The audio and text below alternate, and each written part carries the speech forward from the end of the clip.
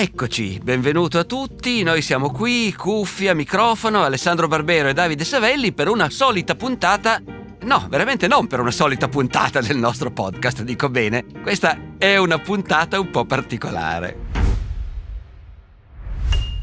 Chiedilo a Barbero, un podcast di Cora Media e Intesa San Paolo On Air. Sì, esatto, professore, questa è una puntata particolare perché questa è la puntata in cui andiamo a vedere come ha risposto il pubblico alle 5 domande poste qualche settimana fa. Ed è la puntata in cui aggiudicheremo prestigiosissimi segnalibri del podcast. Senta, professore, io comincerei dando brevemente la sua risposta corretta ai quesiti, poi magari andiamo a vedere cosa ci hanno inviato gli ascoltatori. Sì, però, come dire, mettiamo i puntini sulle i. Le mie risposte ai quesiti, ma anche tu hai fatto una domanda. Va bene, ok, allora comincio io. La mia domanda era il nome in arabo della pratica a cui i fedeli musulmani dovettero ricorrere in Spagna dopo la Riconquista e si chiama taqiyya ed è sostanzialmente significa dissimulazione, cioè fingere di non credere alla propria fede. Mi fermo qui e invece andiamo a rispondere un attimo in dettaglio alle sue di domande. Prima domanda: cosa proibì Carlo Magno ai sacerdoti?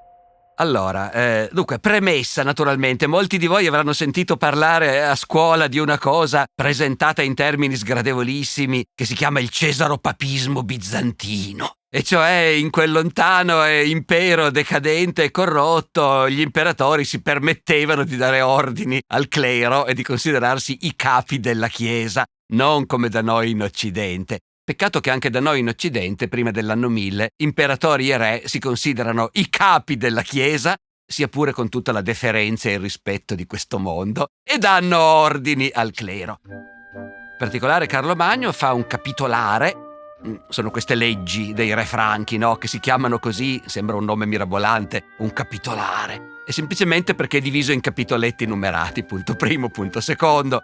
E allora c'è un capitolare di Carlo Magno in cui dice che i sacerdoti meritano di essere cacciati, di perdere il sacerdozio se fanno un certo numero di cose. Alcune sono abbastanza ovvie, ma valeva la pena di dirlo, tipo che non devono andare in guerra e ammazzare la gente.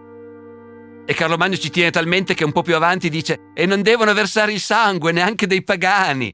Poi non devono andare a caccia, che è un'attività violenta, anche quella. Si va a caccia a cavallo, coi cani, si corre dietro al cinghiale. Non va bene per i sacerdoti.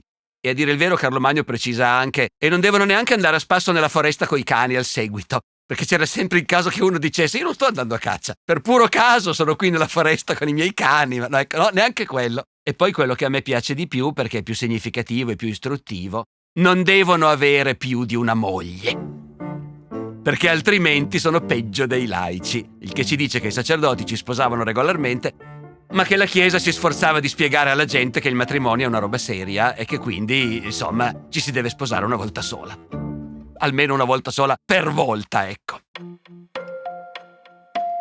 Secondo quesito: quale libro custodiva Gregorio da Montelongo in libreria?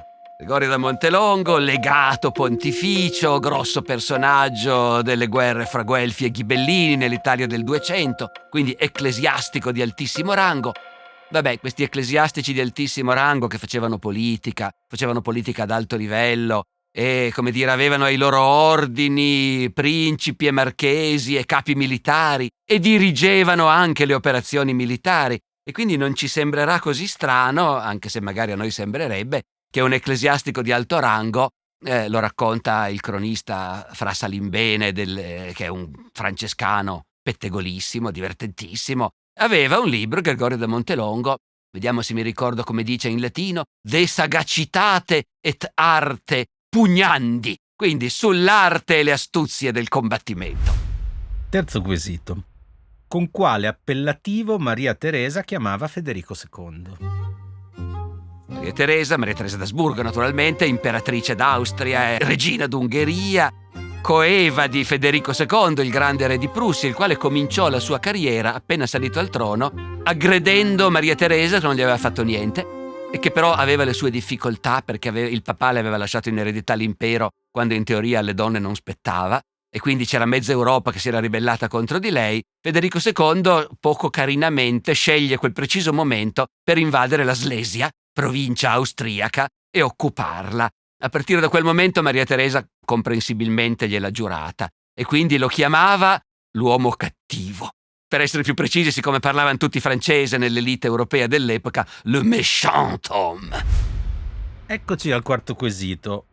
Cosa disse Napoleone al fratello durante l'incoronazione? E anche questa è una delle mie citazioni preferite. Ci sono lui e Giuseppe che si stanno vestendo con questi costumi meravigliosi disegnati per l'occasione, per la grande incoronazione appunto di Napoleone a imperatore dei francesi in Notre Dame.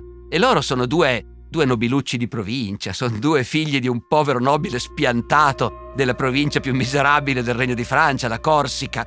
E allora pare almeno che Napoleone in quel momento, mentre sono lì lui e il fratellino che si stanno vestendo, gli abbia detto: se nostro padre ci vedesse. Perfetto. Allora, a questo punto, se lei è d'accordo, professore, rullo di tamburi, eccoci giunti alla proclamazione di coloro che si sono aggiudicati il segnalibro di Chiedilo a Barbero, il nostro podcast. Procedo rigorosamente in ordine cronologico. Il primo in assoluto a rispondere correttamente ai 5 quesiti è stato Marco da Firenze, che però precisa di avere origini leccesi. Addirittura scrive: prima di conoscere gli interventi del professore non avevo mai apprezzato la storia, specie durante i miei studi scolastici, tuttavia sono sempre stato appassionato di quiz culturali. Il fatto che mi sia impegnato a partecipare a questo gioco è l'ennesima dimostrazione non necessaria delle doti di divulgatore del professore. Le risposte sono tutte corrette, non le ripeto, semplicemente comunque certifichiamo la loro correttezza, anche lei le ha controllate, e passiamo alla seconda vincitrice del segnalibri, che è Beatrice dalla provincia di Bergamo. Anche lei risponde positivamente. La risposta al primo quesito, bastava dirne uno, è: Carlo Magno proibisce ai sacerdoti di sposarsi più di una volta. Sì. È carina questa cosa che dice Beatrice, diciamolo che Beatrice è stata modestissima. Ha scritto: non credo di essere tra i primi ad aver risposto, ma vabbè, spero siano almeno giuste le risposte. Beatrice è stata anche fra i primi, oltretutto.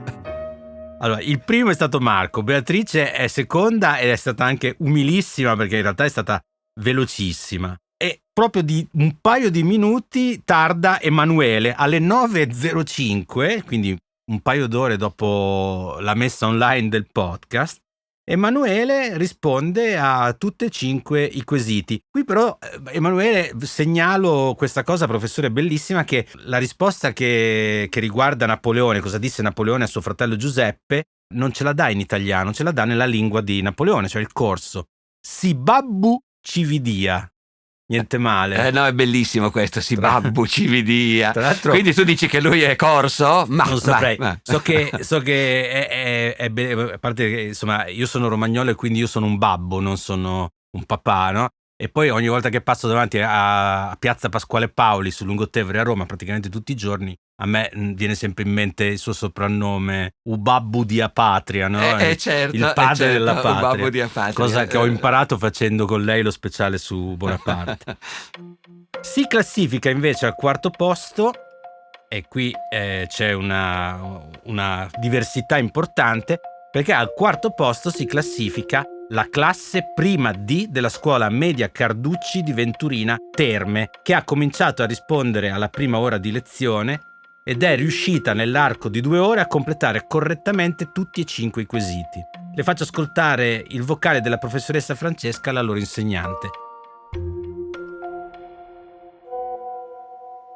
Insieme a me ci sono gli alunni della classe prima D dell'Istituto Comprensivo Guglielmo Marconi di Venturina, la scuola media Giosuè Carducci, che sono qui con me in classe. Abbiamo fatto tutte le prime 2 ore saltando di conferenza in conferenza e cercando il punto giusto in cui poter reperire le risposte. Ed ogni volta che trovavamo la risposta alla domanda scoppiava un coro di entusiasmo. Adesso quindi vi faccio sentire la gioia dei miei ragazzi per aver partecipato a questa trasmissione.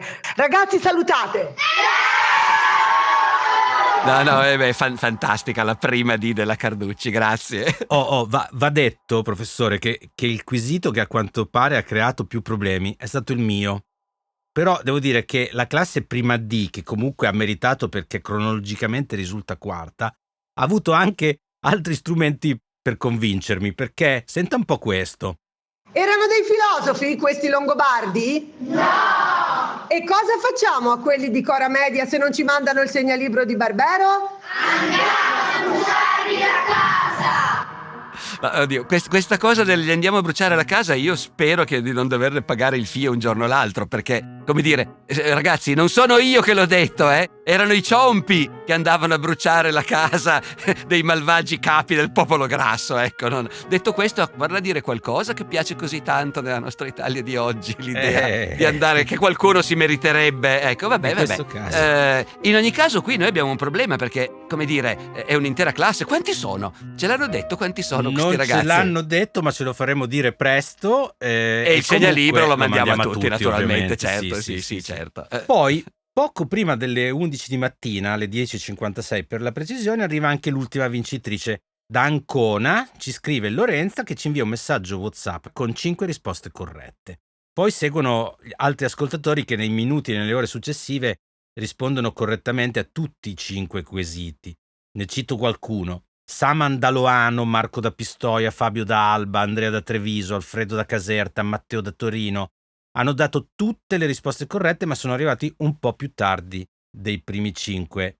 Qualcuno si è disperato perché ha ascoltato il podcast troppo tardi, altri dicono di aver impegnato gran parte della loro giornata nelle ricerche per rispondere. Insomma, professore, io avanzo questa possibilità. Che ne dice se lo mandiamo anche loro il segnalibri? No, naturalmente, le regole sono regole, bisogna alzarsi presto. No, scherzo, dai, certo che glielo mandiamo anche loro. Certo. Siamo in un periodo anche di festività. No, ci sarebbero anche coloro che hanno fatto un solo errore, o che comunque non sono stati sufficientemente precisi in una delle risposte. Allora, qui ce ne sono tanti, però a livello temporale, nelle prime ore, un po' di questi li ho isolati. Sono Graziella, Giuseppe da Napoli, Rui da Lione, Pietro da Taiwan, Michele da Verona, Luca da Ivrea, Marco dalla Spagna, Giuseppe da Basilea, Andrea, Luca da San Marino, Maria Letizia da Roma, Carolina, Francesca dalla Germania, Leonardo da Osimo, David da Lima, Perù, Vera da Pavia, Fabio, Lara, Alexander, Daniela e Tiziana da Tolmezzo. Mi fermo qui, però professore, che dice? Io lo invierei anche a loro. Beh, ma sì, a questo punto sì. Tu sai quanti sono? È tuo cognato che fabbrica i segnalibri, vero? Si ricorda bene? Sì. No, assolutamente no. Li commissiona Cora Media a qualcuno, ma io non ci roviniamo, certo che la mandiamo a tutti, niente. Dai. Ma poi veramente da mezzo mondo. Sì, è fantastico. E poi, anzi, scusi, ancora un'ultima cosa. Una menzione speciale per il più giovane partecipante al quiz, Luca da Firenze, 9 anni. Non ha vinto, ma il segnalibro glielo mandiamo. Ma si capisce, certamente. Ecco, poi qualcuno ha provato anche a farsi rispondere dall'intelligenza artificiale, ChatGPT, no? Ma è andata maluccio. Almeno in questo caso diciamo che ChatGPT non si prende la sufficienza. Grazie comunque a quelli che hanno giocato con noi, però io glieli ho mandati, lei ne ha letta qualcuno? Sì, no, devo dire che chi ha usato ChatGPT è stato molto carino, perché ce l'ha detto, ovviamente, ci ha scritto dicendo io non è che voglio vincere. Ho chiesto a ChatGPT e le risposte sono queste. E devo dire, non so se è una cosa, da un lato è una cosa desolante, dall'altro invece è incoraggiante, cioè ChatGPT ha imparato molto bene certi trucchi della nostra vita umana, però ha ancora della strada da fare, perché ha mandato delle risposte, come dire, si è inventata la risposta che gli sembrava la più logica. E devo dire, quando dico desolante, ecco, pensate appunto, no? Cosa disse Napoleone a suo fratello Giuseppe? La realtà uno non se l'aspetterebbe, no? Napoleone in tutta la sua solennità, e invece è lì che dice pensa se papà ci vedesse. E invece ChatGPT si è detta. Mi rendo conto che la trattiamo già come un essere umano, ChatGPT. Pazienza, al femminile poi non so perché, comunque ChatGPT, esso, questo essere, si è detto, cosa avrà detto Napoleone in quel momento storico così importante? E quindi ChatGPT procede a garantirci che Napoleone disse al fratello: stiamo per cominciare una nuova era. Tu non hai idea della grandezza di ciò che inizieremo qui. Siamo su un nuovo cammino, mio caro Giuseppe, tu ne sarai testimone. Pensate tutto questo sforzo di inventarsi questa banalità spaventosa, perché come i cattivi studenti, non avendo studiato, come dire, si cerca di arrampicarsi sui vetri e di inventarsi qualcosa di plausibile. Decisamente sì, sceneggia, praticamente ChatGPT sceneggia, Sì, è sì, fantastico. sì, Cioè è fantastico, ma è anche veramente preoccupante. Comunque, io, professore, per concludere, credo comunque che sia giusto distinguere i nostri primi 5 supercampioni. Cioè Marco, Beatrice, Emanuele, la classe prima D di Venturina Terme, magari qui nella persona dell'insegnante Francesca, che veramente a cui vanno i nostri tutti i nostri sinceri complimenti. perché l'entusiasmo ci ha conquistato, e anche Lorenza D'Ancona. Io a questo punto magari la domanda è classica: a che cosa serve un segnalibro? Ci si mette intorno qualcosa? Sì, però siccome allora direi magari intorno al segnalibro ci mettiamo quell'involucro fatto di molti fogli di carta stampati che a quanto pare anche per ChatGPT dovrebbe chiamarsi libro. E magari lei, che ne dice, ci mette anche una dedica? Ah, magari sì, regalo nostro personale. Okay. Non era in concorso, non era previsto, ma per i primi 5, dai, lo facciamo. Ok. Chiudiamo il segnalibro all'interno di un involucro. Certo, lo incartiamo, lo impacchettiamo. Con dedica. Tempo scaduto. Vabbè, ragazzi, noi stavolta non abbiamo lavorato, avete lavorato voi, ma dalla prossima volta garantito che ricominciamo noi a rispondere alle vostre domande. A prestissimo, quindi.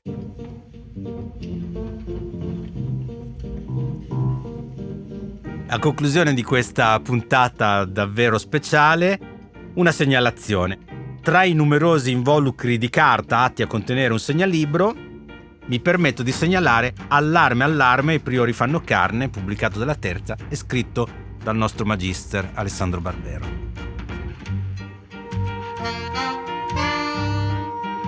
Chiedilo a Barbero è una serie podcast di Cora Media e Intesa San Paolo On Air, scritta da Alessandro Barbero e Davide Savelli. Produzione esecutiva Lia Chiovari. Cura editoriale di Davide Savelli in collaborazione con Anna Iacovino e Rosella Bettinardi. Supervisione del suono e musiche Luca Micheli.